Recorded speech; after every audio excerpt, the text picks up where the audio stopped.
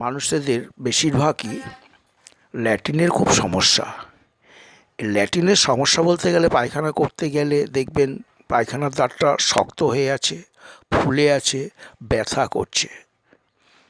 সবসময় যেন একটা অস্বস্তিকর ব্যাপার। আপনি খাওয়া দাওয়া করছেন, সবই কিছু করছেন, কিন্তু আপনাকে ওই দিকে তাকিয়ে আপনাকে সব কিছু করতে হচ্ছে।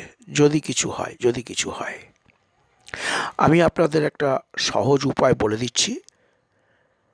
আপনি রিচ খাবারটা একটু এড়িয়ে চলুন, জলটা সারাদিনে পরিমাণ মতন খান।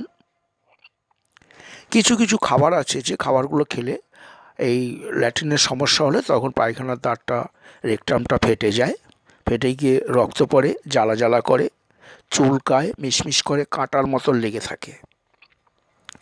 ফার্স্ট টাইম আমি একটা ওষুধের কথা বলে দিচ্ছি, যেটা হচ্ছে কস্টিকাম 1M।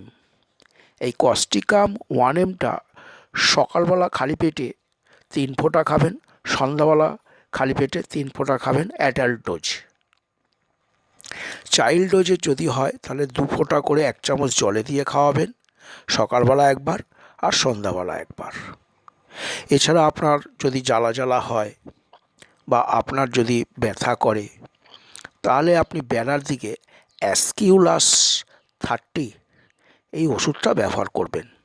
এই অ্যাসকিউলাস 30টা আপনি সকালবেলা একটু খালি পেটে, বলতে গেলে টিফিনের 1 ঘন্টা পরে খাবেন। বিকেলবেলা খালি পেটে যদি আপনি টিফিন করে থাকেন, টিফিনের 1 ঘন্টা পরে খাবেন। এটাও আপনি 3 ফোঁটা করে খাবেন, সরাসরি খাবেন।